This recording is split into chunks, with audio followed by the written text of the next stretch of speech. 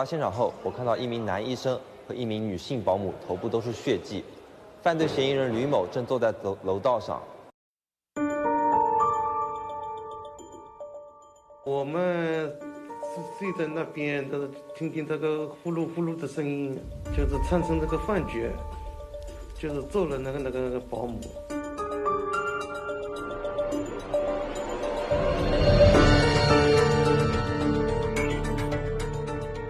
起身用被子捂住石某，在石某挣扎期间，用板凳对石某头部进行殴打。